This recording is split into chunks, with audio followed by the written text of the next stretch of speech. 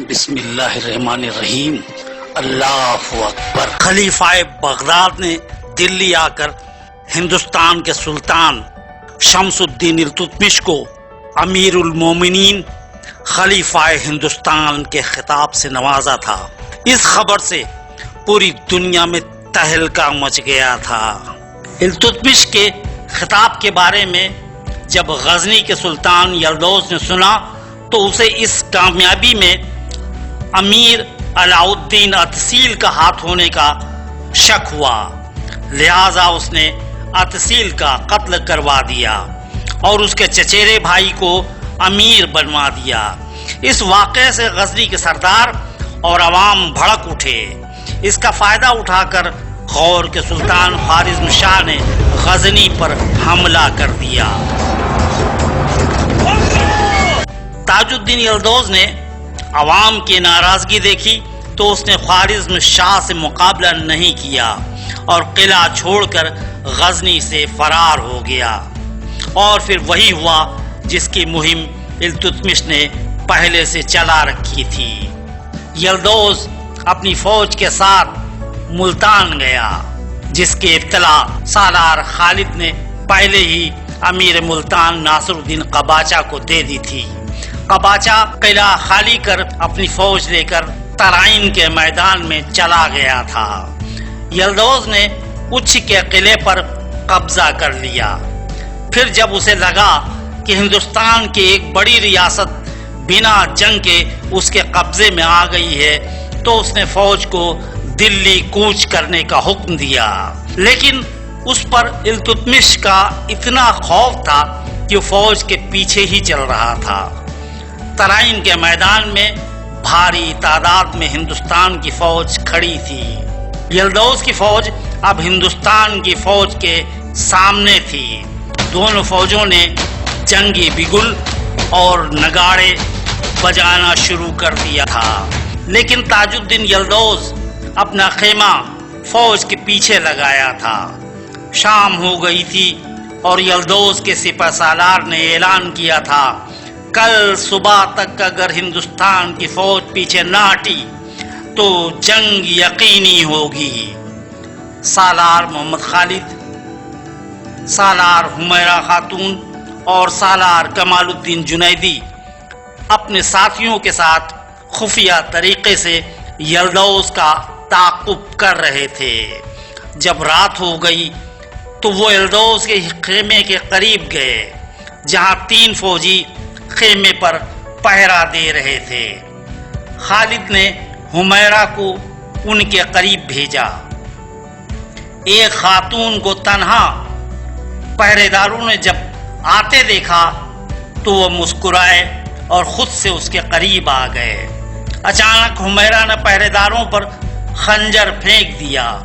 تینوں پہرے دار زمین پر گر کر تڑپنے لگے تھے۔ تبھی خالد، جنیدی اور ان کے ساتھی خیمے میں گھس گئے۔ یلدوز کو گرفتار کر لیا گیا، اس کے ہاتھ پیر باندھ دیے گئے اور گھوڑے پر لاد کر خفیہ راستے سے فرار ہو گئے۔ یہ لوگ پہاڑیوں پر ہوتے ہوئے صبح ہونے سے پہلے ہندوستانی فوج کے خیموں میں پہنچ گئے تھے۔ سلطان التتمش کو یلدوز کی گرفتاری کی اطلاع دی گئی۔ صبح جب دونوں فوجیں آمنے سامنے ہوئیں تو التتمش نے زوردار آواز میں کہا، غزنی کے سپاہیوں، ہتھیار ڈال دو، تمہارا سلطان گرفتار کر لیا گیا ہے، وہ میرے قبضے میں ہے۔ یلدوز کے فوجی اس اعلان پر پہلے تو یقین نہیں کر پائے، لیکن پھر تاج الدین یلدوز کو لایا گیا۔ یلدوز نے اپنی فوج سے کہا، ہماری شکست ہو چکی ہے، ہتھیار ڈال دو۔ دیکھتے ہی دیکھتے یلدوز کے قریب 10,000 جنگجو گرفتار کر لیے گئے، لیکن التتمش نے اعلان کیا، یلدوز کے سبھی جوان رہا کیے جاتے ہیں، تم لوگ اپنے گھر جاؤ، اور اگر ہماری فوج میں شامل ہونا چاہتے ہو تو 1 سال کے بعد دلی آ جانا۔ اس کے بعد التتمش تاج الدین یلدوز کو لے کر لاہور کے قریب محمد غوری کے مزار اقدس پر گئے، جہاں اس سے معافی منگوائی گئی۔ پھر اسے لاہور لے جایا گیا، جہاں قلعے کے بعد شہر کی گلیوں میں گھمایا گیا۔ عوام نے اس پر لعنت ملامت کیا اور سنگساری کی۔ التتمش یلدوز کو لے کر دلی پہنچے، جہاں اس کے منہ میں کالک پوتی گئی۔ پھر دلی کی گلیوں میں گھمایا گیا، عوام نے اس پر تھوکا اور پتھر مارے۔ التتمش نے یہیں پر اکتفا نہیں کیا، اسے لے کر وہ بدایوں آئے، جہاں ماں ارجمند غوری کے سامنے ان کے شوہر محمد غوری کے قاتل کو پیش کیا گیا۔ سن 1214 میں بدایوں میں یلدوز پر مقدمہ چلایا گیا۔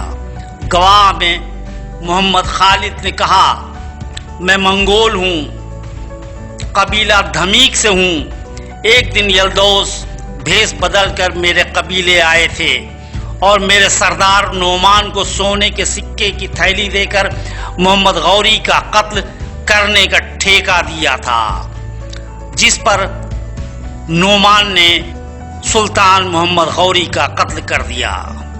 پھر یلدوز نے غزنی کا سلطان ہونے کا اعلان کیا اور میرے سردار نعمان کو غزنی بلا کر تیر انداز فوج کا سالار بنا دیا۔ میں نے سلطان التتمش کے کہنے پر اس کا پتہ لگایا، پھر سلطان نے اسے اور اس کے ساتھیوں کو ہلاک کر خیموں کو نذر آتش کر دیا تھا۔ یلدوز نے قتل کے جرم کا اقرار کر معافی مانگنا شروع کیا، لیکن التتمش نے اسے سزائے موت اور سر قلم کیے جانے کا اعلان کیا۔ تلوار امیر عثمان غوری کو دی گئی۔ چونکہ عثمان محمد غوری کا سگا بھتیجا تھا اور محمد غوری کے کوئی اولاد نہ تھی، اس لیے وہ عثمان کو اپنے بیٹے کی طرح مانتے تھے۔ عثمان غوری نے تلوار سے تاج الدین یلدوز کا سر قلم کر دیا۔ اس کی لاش کو بعد نماز جنازہ وہیں بدایوں میں دفن کر دیا گیا۔ ہندوستان کے سب سے بڑے دشمن تاج الدین یلدوز کے خاتمے کے بعد التتمش نے دلی میں ترکان چہلگانی کے سرداروں کی جرگہ طلب کی، جس میں ناصر الدین قباچہ کو لاہور کا امیر بنایا گیا اور ملتان کا امیر کمال الدین جنیدی کو بنائے جانے کا اعلان کیا گیا۔ اسی جرگے میں کئی سرداروں نے سلطان کی رہائش گاہ بدایوں سے دلی کیے جانے کا مطالبہ کیا، جسے سلطان نے منظور کرتے ہوئے اپنے تمام کنبے اور ملازمین کے ساتھ بدایوں سے دلی چلے گئے۔ سن 1215 جنوری کے مہینے میں سالار حمیرہ خاتون کے والد حضرت بھولے بہرائچ سے دلی پہنچے۔ یہاں انہوں نے اپنی بیٹی حمیرہ اور داماد محمد خالد سے ملاقات کی۔ سلطان کو جب حمیرہ کے والد کے آنے کی اطلاع ملی تو انہوں نے اپنے حرم خانے میں ہی انہیں طلب کیا۔ بھولے نے سلطان سے ملاقات کے بعد کہا، حضرت میں بہرائچ کے قبیلہ نانپارہ کا سردار ہوں۔ میرے علاقے میں قریب 1000 مسلمانوں کی آبادی ہے، لیکن کوئی مسجد یا مدرسہ نہیں ہے۔ سلطان نے بھولے کی مانگ پر قبیلہ نانپارہ کے علاقے میں ایک جامع مسجد اور تعلیمی مدرسہ بنائے جانے کا حکم دیا۔ تبھی ماں ارجمند غوری نے کہا، بیٹا، بدایوں اور بہرائچ کی جامع مسجد اور مدرسے کا کام جلد از جلد پورا کرائیے۔ ادھر غزنی کے سلطان خوارزم علاء الدین محمد شاہ سے عوام نے مطالبہ کیا کہ منگولیا میں ان کی تجارت چلتی ہے، لیکن وہاں کے سلطان چنگیز خان نے ذبیحہ گوشت کے بوچڑ خانے پر پابندی لگا دیا ہے۔ اور جھٹکے کے گوشت کے بوچڑ کھانے کو اجازت دے رکھی ہے۔ اس سے ہماری تجارت کو نقصان ہو رہا ہے، لہذا چنگیز خان سے مطالبہ کیا جائے وہ ذبیحہ کے بوچڑ کھانے کی پھر سے اجازت دے دے۔ سلطان خوارزم شاہ نے رعایا کی مانگ پر ایک خط چنگیز خان کے نام لکھا۔ خط کو لے کر خوارزم شاہ کا بیٹا جلال الدین شاہ اپنے کچھ ساتھیوں کے ساتھ منگول کی راجدھانی ورگا گیا۔ ورگا میں سلطان کو اطلاع دی گئی۔ اس نے دربار میں جلال الدین کو بلا لیا۔ خط سلطان نے پڑھا تو بہت خوش ہوا اور کہا، ہمارے یہاں کے جیوز، بدھ اور منگول کے لوگوں کی مانگ پر ذبیحہ بوچڑ کھانے پر پابندی لگائی گئی تھی، آج سے یہ پابندی ہٹائی جاتی ہے۔ جلال، ابھی آرام کرو، جاتے وقت میرا یہ خط لیتے جانا اور اپنے سلطان کو دے دینا۔ اس کے بعد دربار میں موجود اپنی بیٹی خنتی خاتون سے سلطان نے کہا، مہمان کو لے جاؤ اور اس کی شاندار مہمان نوازی کی جائے۔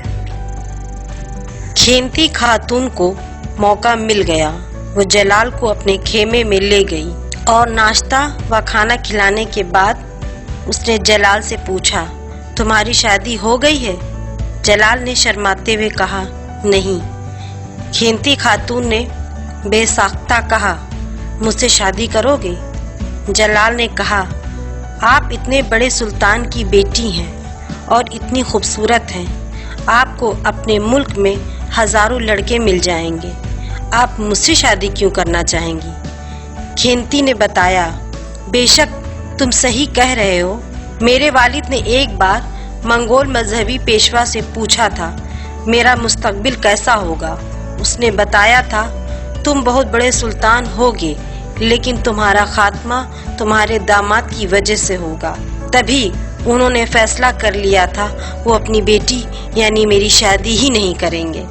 یہ بات انہوں نے میری ماں بورتے خاتون کو بتائی، جسے میں نے سن لیا تھا۔ جلال، تم بہت ہی خوبصورت جوان ہو، تمہیں دیکھتے ہی میں تم پر فریفتہ ہو گئی تھی۔ تم ہمارے ملک سے دور رہتے ہو، وہاں ہم دونوں خوشی سے زندگی گزاریں گے۔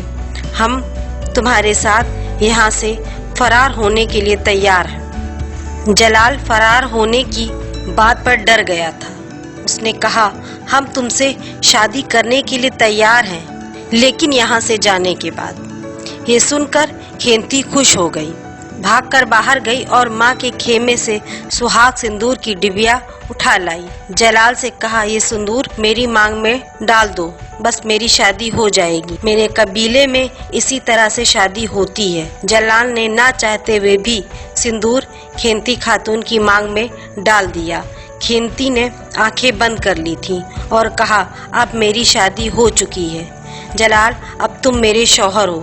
جلال نے اسی خیمے میں رات گزاری اور صبح رخصت ہونے کے لیے سلطان سے ملنے گیا، جہاں اسے ایک خط اور بطور ہدیہ ایک تھیلی سونا دیا گیا۔ جلال یہاں سے بہت خوش ہو کر روانہ ہوا۔ خط کو غزنی کے سلطان خوارزم شاہ نے پڑھا۔ اس میں لکھا تھا، منگول حکومت افغانستان اور ایران سے ہوتے ہوئے سمندر تک تجارتی راستہ چاہتے ہیں، اس کے عوض میں انہیں مطالبہ بھی دیا جائے گا۔ خوارزم شاہ ڈر گئے تھے۔ چنگیز خان کی ایک ظالم حکومت ہے، اس نے چین، تبت، زیزیا سے لے کر روس کے کافی علاقوں پر قبضہ کر رکھا ہے۔ اسے اپنے ملک میں راستہ دینے کا مطلب خود سوزی ہوگا، لہذا اس نے راستہ نہ دینے کا ارادہ کر لیا اور خط کا کوئی جواب نہ دیا۔ جلال نے اپنی شادی کی بات کسی سے نہیں بتائی تھی۔